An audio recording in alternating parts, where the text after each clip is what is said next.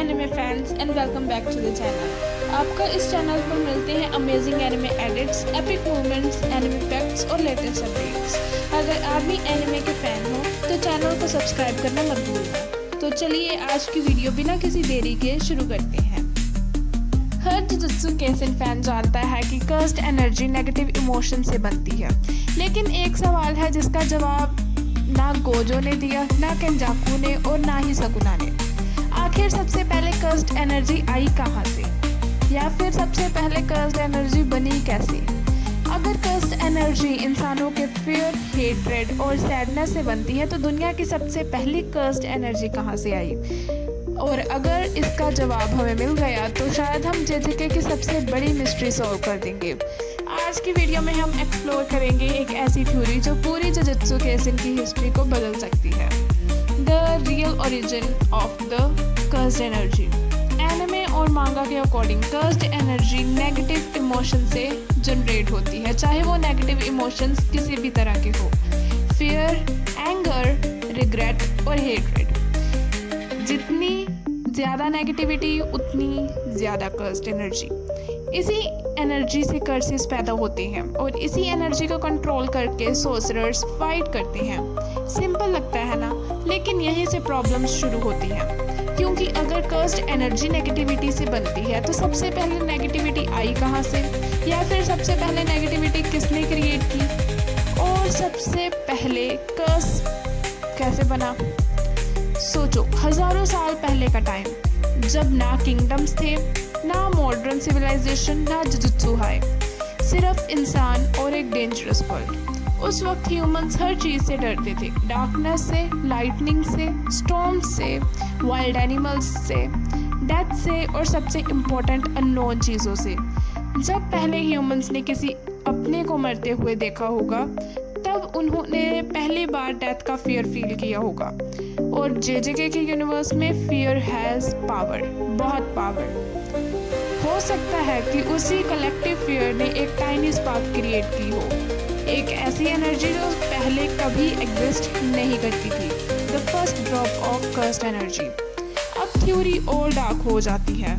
मान लो कि millions of humans का फियर ग्रेजुअली कलेक्ट होता रहे और एक दिन ये एनर्जी इतनी पावरफुल हो गई कि उसने कॉन्शियसनेस गेन कर ली, और इसी मोमेंट पर दुनिया का पहला कर्स पैदा हुआ। Not a special grade, not a disaster curse, but the first curse. एक ऐसा बीइंग जो हमारे प्योर ह्यूमन फियर का मैनिफेस्टेशन था। सोचो कितना टेरिफाइंग होगा वो क्रिएचर। टाइम के ह्यूमन बीइंग्स जिन्हें कभी ये समझ ही नहीं लगा होगा कि ये चीज़ आखिर है क्या, उनके लिए तो ये लिटरली एक गॉड या एक डीमन जैसा हो लगता होगा। शायद इसी कर्स ने फ्यूचर जनरेशंस के फियर को और इंक्रीज कर दिया, creating a cycle. Fear created curses, curses created more fear, and more fear created stronger curses. ये एक साइकिल बन गया और ये एक एंडलेस साइकिल बनता रहा। अब आती है थ्योरी का सबसे dangerous part. What if history में एक इवेंट हुआ था जिसे मॉडर्न जुजुत्सु सोसाइटी ने इंटेंशनली हाइड कर दिया, एक एशियंट कैटास्ट्रोफी, एक ऐसी ट्रेजेडी जिसमें थाउजेंड्स या मिलियंस लोग मरे, वॉर, डिसीज, नेचुरल डिजास्टर या कुछ और। इवेंट के दौरान इतनी नेगेटिविटी रिलीज हुई कि कर्स्ड एनर्जी पूरी दुनिया में स्प्रेड हो गई, और इसी इवेंट के बाद पहली बार सोर्सरर्स अपीयर हुए, क्योंकि किसी न किसी को इन कर्सेस से फाइट करना था, किसी न किसी को ह्यूमैनिटी को बचाना ही होगा, और यहीं से शुरू हुई जुजुत्सु सोसाइटी। लेकिन अगर ये थ्योरी सही है तो एक और सवाल उठता है, आज किसी को इस कैटास्ट्रोफी के बारे में पता क्यों नहीं है? Simple, because the truth was erased. जेजेके में हमने देखा कि हायर अप्स इंफॉर्मेशन मैनिपुलेट करती हैं, सीक्रेट्स को हाइड करती हैं और हिस्ट्री को कंट्रोल करते हैं। हो सकता है कि कर्स्ड एनर्जी की असली ओरिजिन इतनी हॉरिफाइंग हो कि उसे दुनिया से छुपा दिया गया, क्योंकि अगर नॉर्मल ह्यूमंस को सच पता चल गया तो पैनिक और फियर भी ज़्यादा बढ़ जाएगा। और आयरनी देखो, फियर ही तो कर्स्ड एनर्जी को स्ट्रॉन्ग बनाता है। अब और आता है सबसे interesting character, Ryomen Sukuna. The understanding of curses. Sukuna normal sorcerer जैसा कभी फील नहीं हुआ। उसकी understanding of cursed energy almost supernatural लगती है, जैसे वो कुछ ऐसा जानता हो जो बाकी सब नहीं जानते। व्हाट इफ सुकुना को कर्स्ड एनर्जी का ओरिजिनल ट्रुथ पता था? व्हाट इफ उसने एशियन रिकॉर्ड्स देखे थे? या फिर व्हाट इफ उसका कनेक्शन उस एशियन कैटास्ट्रॉफी से था? ये एक्सप्लेन कर सकता है वो बाकी सबसे इतना अलग क्यों है, और क्यों उसका पावर लेवल ऑलमोस्ट इम्पॉसिबल लगता है। हो सकता है सुकुना सिर्फ स्ट्रॉन्गेस्ट सोर्सरर ना हो, बल्कि वो हिस्ट्री के सबसे बड़े सीक्रेट का विटनेस भी हो। अब तक हमने बात की थी कर्स्ड एनर्जी का ओरिजिन क्या हो सकता है, लेकिन अब हम एंटर करने वाले हैं थ्योरी के सबसे डार्क और डिस्टर्बिंग पार्ट में, और हो सकता है ये पूरी जुजुत्सु कैसन यूनिवर्स की सबसे टेरिफाइंग पॉसिबिलिटी हो। तो what if humanity itself is the real villain?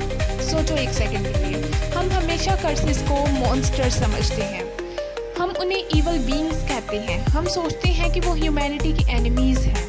लेकिन अगर रियलिटी बिल्कुल ऑपोजिट हो तो, अगर कर्सेस कभी विलन्स थे ही नहीं, अगर असली विलन्स हम खुद ही हैं, क्योंकि जेजेके की दुनिया में कर्सेस कहीं और से नहीं आते, वो स्पेस से नहीं आते, वो किसी पैरेलल डायमेंशन से नहीं आए, वो किसी एशियन डीमन किंग के क्रिएशन से नहीं आए।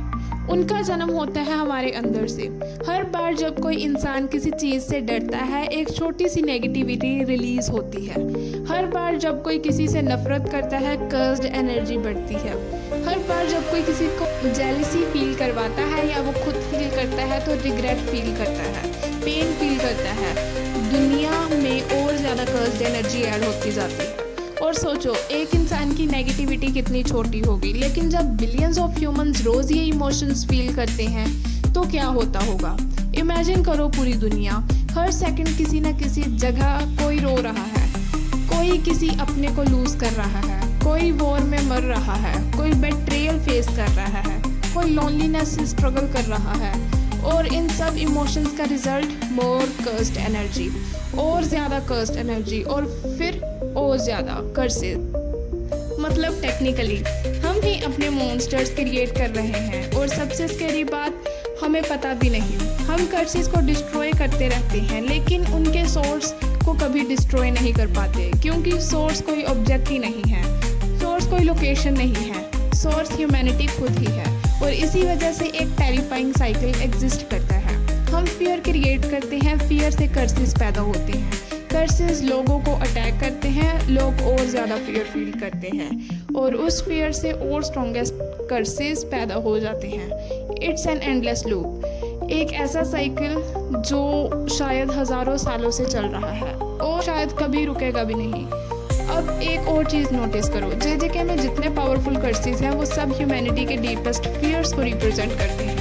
माहितो ह्यूमन हेट्रेड और ह्यूमन सोल के डार्क साइड को रिप्रेजेंट करता है, जोगो नेचुरल डिजास्टर्स और डिस्ट्रक्शन को, हानामी नेचर के एंगर को, डैगोन अननोन डेप्थ्स और ओशियन के फियर को। मतलब जितना बड़ा फियर उतना पावरफुल कर्स।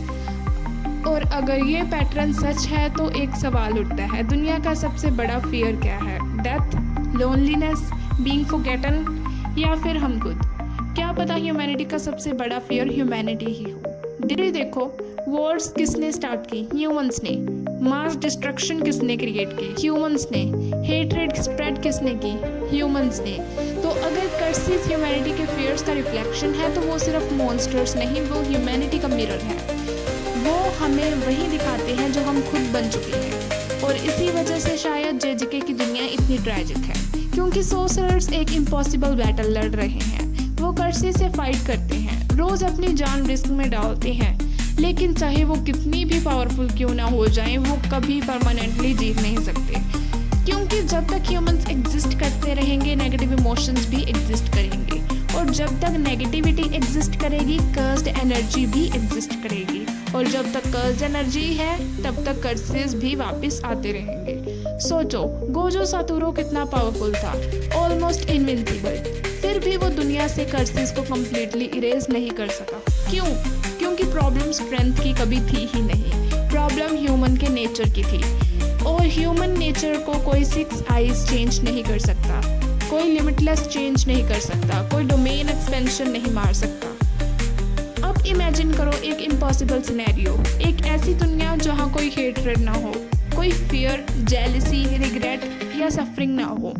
अगर ऐसी दुनिया एग्जिस्ट करे तो थियोरेटिकली कर्स्ड एनर्जी का प्रोडक्शन बंद हो जाएगा, और अगर कर्स्ड एनर्जी ही ना होगी तो कर्सेस भी नहीं होंगे। मतलब जेजेके की दुनिया में ट्रू विक्ट्री का मतलब स्ट्रॉन्गेस्ट सोर्सरर बनना कभी था ही नहीं। ट्रू विक्ट्री का मतलब है ह्यूमैनिटी को नेगेटिविटी से फ्री करना। लेकिन यहीं पर थ्योरी और डार्क हो जाती है, क्योंकि रियलिटी में ऐसा कभी नहीं होने वाला। ह्यूमंस इम्परफेक्ट हैं, ह्यूमंस फियर फील करते हैं, वो मिस्टेक्स करते हैं, हम जेलसी फील करते हैं, लॉस फील करते हैं, और ये इमोशंस हमसे कभी कंप्लीटली डिसअपेयर नहीं होंगे।